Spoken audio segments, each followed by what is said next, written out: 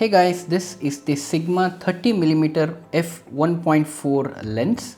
I've been using this for a couple of weeks on my Sony A6300 camera and I thought of doing a quick review of it. This is a fantastic E-mount lens with a good value for money. So let's see what this lens is capable of and if it is any good. So I have put the lens back into this box. So let me go ahead and open it. So we get some documentation that includes a user manual,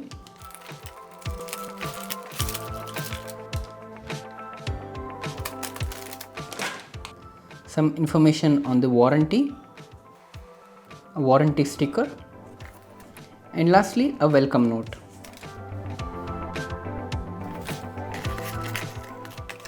The lens is packed inside this shell.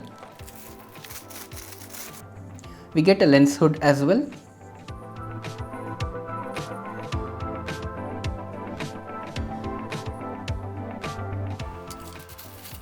And finally we have this lens.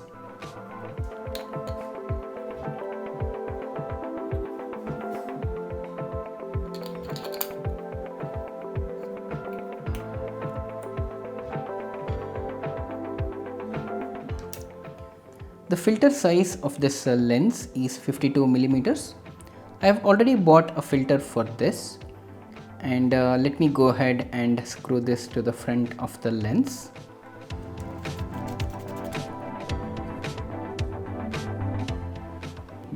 Let me go ahead and attach this hood as well so that you can see how this looks like.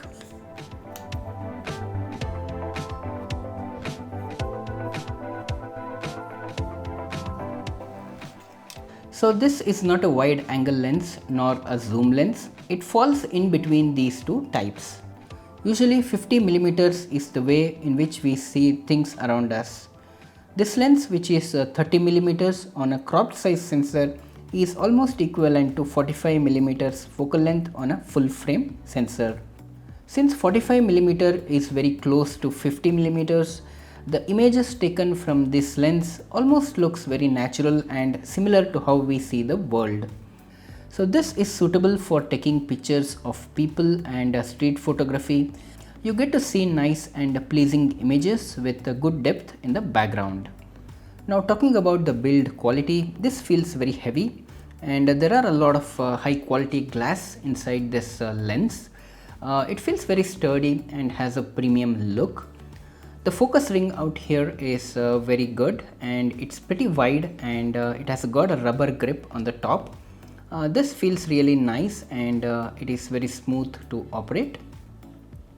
In the previous version of the firmware for this lens, there was a problem with manual focusing. This has been fixed with a firmware update. In case if you have a problem with the manual focus, then please do check if you need to update the firmware, and this probably could solve your issue. Talking about the quality of images, they look vibrant in colors and contrasty in nature. The images look very natural and colors are warm. The sharpness is very impressive. We can really get some nice bokeh by setting the aperture to f1.4. Having a wide aperture gives us advantage for some low light photography. It's really impressive to see how sharp the images come out at f1.4 aperture. Because this lens can take in more light, we can shoot an image with a low ISO setting and get much sharper images. Noise is extremely low. It does give a good separation between the subject and the background. Any shot that you compose comes out really amazing and beautiful. Autofocus works well on this lens. It's very much steady and does not change the focus rapidly. The transition is very smooth when it switches the focusing object. I've not had any problems with the focusing so far. It is very much reliable and does a good job in all the shots that I've taken so far. For manual focus, this lens has a good focusing ring with a good rubber grip.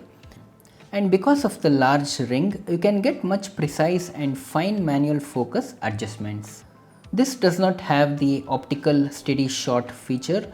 So if you're shooting any video and your camera does not have an in-body stabilization, then you may want to ensure your hands are stable or perhaps use a tripod or a gimbal, because there could be small jitters in your hands when you hold the camera, and these are more visible in the 30mm lens when compared to the 16mm lens. As the focal length increases, small amounts of shakes usually is highly visible. This lens is small and compact, and we can use this with a gimbal. I usually pair this with the Manfrotto quick release plate and I'm usually good to go. It does not add much weight when paired with the Sony a6300 or with the a6500 camera. So this is a very good lens that can be used for portrait photography, street photography and video works. If you are a video shooter and if you are looking out for a mid-range lens, and if you happen to own a Sony a6500 that has an in-body stabilization, then this is a fantastic lens for you. If you happen to own a6300 or a6000 camera, and if you have a tripod or a gimbal, then this is probably a good option for you as well. If you are looking out to get a good bokeh in the background, and if you are planning to upgrade from the kit lens or looking for a prime lens, then you can consider buying this lens. If you are a person preferring manual focus, then this lens is probably a good choice for you as well. So guys, having seen the sample photos and videos shot on this lens, what do you think about it? Are you going to buy this, or do you have any other options in your mind? Let me know in the comment section below. That's all I had to say on the Sigma 30mm F1.4 lens. Hope this video was useful to you. If so, please do give this video a like and subscribe to my channel for more such videos. Thanks for watching, and I'll see you in the next one.